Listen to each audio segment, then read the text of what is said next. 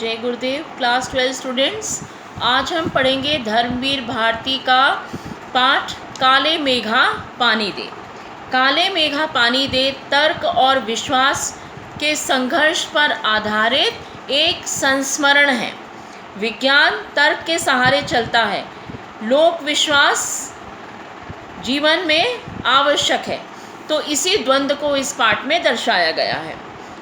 इस पाठ में बतलाया गया है कि जब जेठ का मास बीत जाने पर, आषाढ़ के 15 दिन बीत जाने पर भी जब वर्षा नहीं होती है, तो धर्मवीर भारती लेखक के गांव में यह प्रचलन है कि 17-18 वर्ष की उम्र के जो बालक हैं वह गली गली में अर्ध नग्न होकर लोगों से जल की मांग करते हैं। वो कहते हैं कि गंगा मैया की जय, और गाते हुए घूमते हैं, काले मेघा पानी दे, गगरी फूटी बैल प्यासा, पानी दे गुड़दानी दे, काले मेघा पानी दे।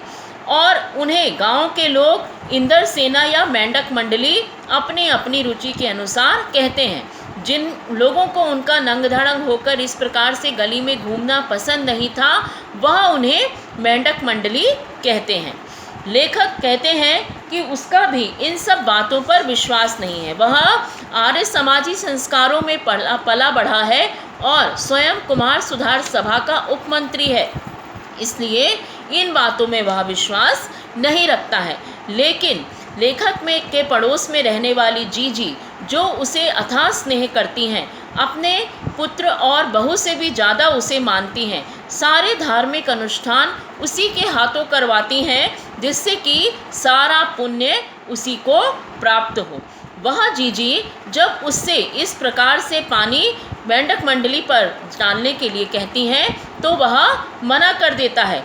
तब जीजी उसे समझाती हैं कि अगर हमें इंद्र भगवान से जल चाहिए तो हमें उन्हें अर्घ चढ़ाकर जल प्राप्त करना पड़ेगा। वे बताती हैं कि दान की महिमा यही है कि जिस वस्तु की कमी हमारे पास हो, उस वस्तु का दान करना चाहिए, उसी वस्तु का त्याग हमें फल देता है। साथ ही जीजी समझाती हैं कि यदि किसान को 30-40 मन गेहूं उगाना है, तो पहले वह 5-6 सेर अच्छा गेहूं धरती में बोएगा। वह बतलाती हैं कि हम भी इसी प्रकार धरती में, सूखी धरती में जल बो रहे हैं, और इंद्र भगवान बादलों के द्वारा हमारे ऊपर जल की वर्षा करके वह जल हमें वापस लौटा देंगे। तो इस प्रकार से वह अपनी बातों को प्रमाणित करती हैं और लेखक उनकी बातों के आगे निरुत्तर हो जाता है।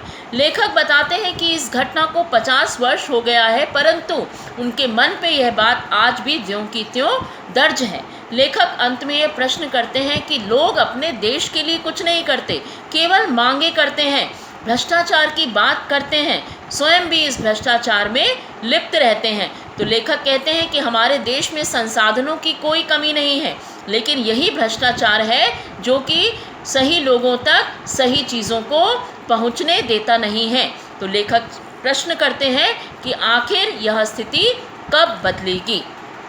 इस पाठ को पढ़िए और जो भी आपकी क्वायरीज है उसे पूछिए, और आपसे ये बार बार रिक्वेस्ट है कि प्लीज़ अटेंड गूगल मीट।